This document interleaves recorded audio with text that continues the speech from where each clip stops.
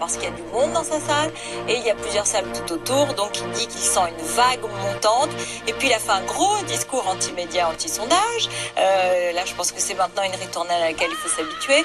Mais c'est vrai que François Fillon avait été peut-être un peu négligé, ou en tout cas, on avait le sentiment qu'on ne le voyait pas suffisamment, qu'on se demandait pourquoi il ne perçait pas.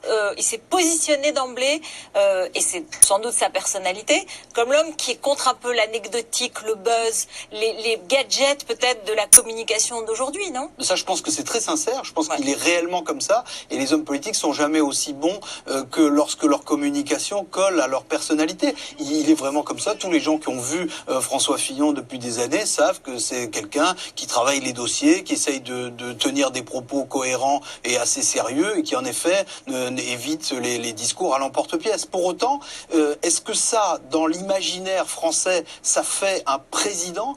C'est pas certain. Jusqu'ici, ça fait plutôt un Premier ministre. Et de fait, il a été le Premier ministre préféré des Français sous la Ve République. Et ça, c'est probablement pas complètement par hasard. Est-ce que ça fait un président? Jusqu'ici, les Français ont toujours plutôt vu dans un président un petit supplément d'âme qui est le fait d'être un leader, d'être capable de raconter une grande histoire. Et ça, pour l'instant, Fillon, on l'a pas vu dans ce rôle-là. Au passage, quand même, la France est la seule grande démocratie au monde où un homme politique peut être candidat à l'élection présidentielle, non pas seulement en étant mis en examen, mais en ayant été condamné. Et là, en l'occurrence, je parle d'Alain Juppé. Dans aucune démocratie comparable à la France, on ne pourrait être candidat à l'élection présidentielle et a fortiori favori pendant 1 an et demi dans les sondages. Ce serait inimaginable.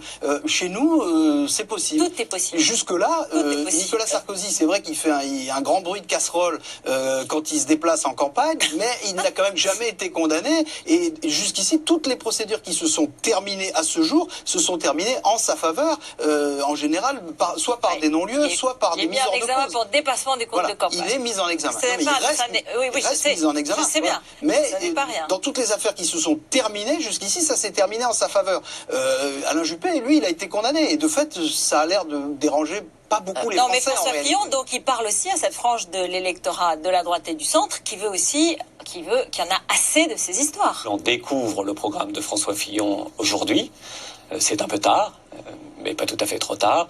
Alain Juppé doit quand même trouver le bon ton, doit ne pas être totalement à rebours de l'image qu'il a et qu'il a essayé quand même d'inculquer dans l'esprit des Français. Oui, pour le coup, c'est vrai que son image, on a du mal à la comprendre depuis dimanche soir, Jérôme Béglé. Il est complètement, pour reprendre l'expression d'Éric Mandonnet, à rebours de ce qu'il a présenté jusqu'à dimanche soir.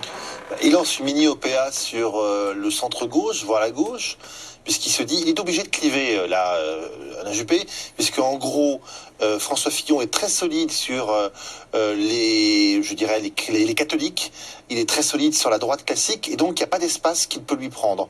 On voit en plus que l'électorat Sarkozy, s'il se déplace, ira massivement du côté de Fillon, donc il ne reste pas grand-chose à Juppé, il reste simplement l'espoir que les centristes et qu'une partie de la gauche votera.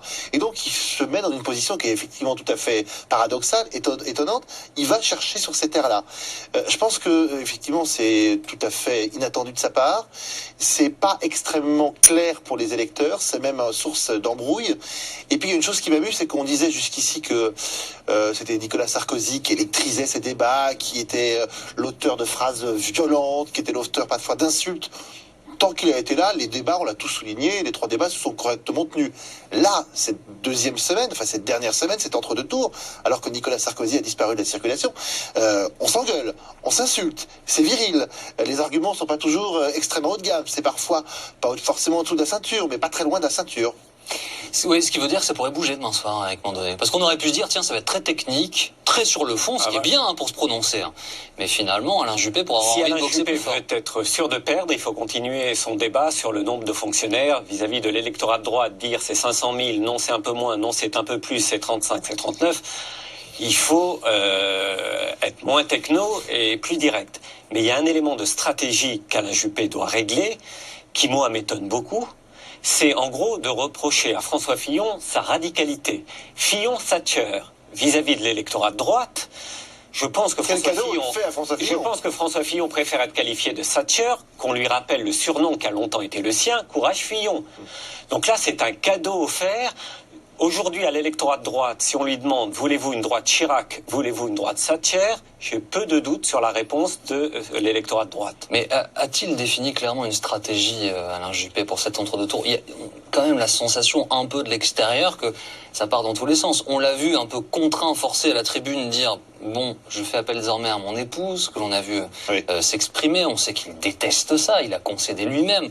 Bref, la sensation que ça tire un peu dans tous les sens. Le problème, c'est qu'il n'a pas 36 solutions. Pour ma part, j'aurais trouvé bien que dimanche soir, constatant qu'il a 15-16 points de retard sur François Fillon, ils disent, écoutez, il y a un vainqueur qui a été clairement désigné par les électeurs de la droite et du centre, je me range derrière lui, le roi est mort, vive le roi, vive François Fillon. Il a choisi de ne pas le faire. Et donc, il ne définit pas de stratégie, il prend ce qui reste. Et donc, on a vu, Éric Mondonnet et moi, on dit les mêmes choses, que François Fillon était très solide sur 3 ou 4 items, 3 ou 4 bases. C'est pas la peine d'aller essayer de déboulonner la statue, il n'y arrivera pas. Donc, il se contente des miettes qui sont à côté.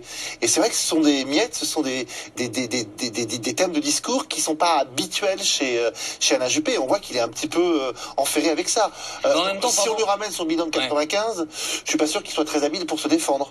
En même temps, Alain Juppé, qui dimanche dernier aurait jeté l'éponge, on peut comprendre que d'un strict point de vue personnel, ce soit impossible. Éric Mondonnet, il a 71 ans, ça fait 2 ans, plus de 2 ans qu'on lui dit que c'est fait, que c'est gagné. Et là, au dernier moment, il voit le gâteau se lui passer sous le nez. Mieux vaut du panache ou une défaite à 65-35? Je sais pas. Alors, il y a un petit mystère, c'est s'il jette l'éponge, selon le règlement de la primaire, est-ce le 3e qui est qualifié? Auquel cas, ça peut... Ce ne serait pas passé comme ça, on le sait très bien. Je plaisante. Non, mais la considération personnelle fait qu'il ne pouvait pas lâcher l'affaire, Alain Juppé. C'est difficile de répondre parce que ce sont quand même les hommes politiques sont des compétiteurs. Donc nous, d'un point de vue d'esthète, on peut se dire il est mieux de jeter l'éponge, de privilégier la famille. Bon, on a quand même envie de se battre jusqu'au bout. C'est son dernier combat. Je pense que la dernière semaine a pu, surtout au début, être difficile. Je crois que l'ambiance lundi matin n'était pas à la fête ou à la super pêche. Ensuite, forcément, on mène le combat jusqu'au bout. Ce qui est vrai, c'est que François Fillon a su progresser presque à chaque fois, prendre de la hauteur, faire preuve d'autorité lors du dernier débat, d'autorité dans l'organisation presque. Mais il a pris la main sur le journaliste. On n'attendait pas ça de lui.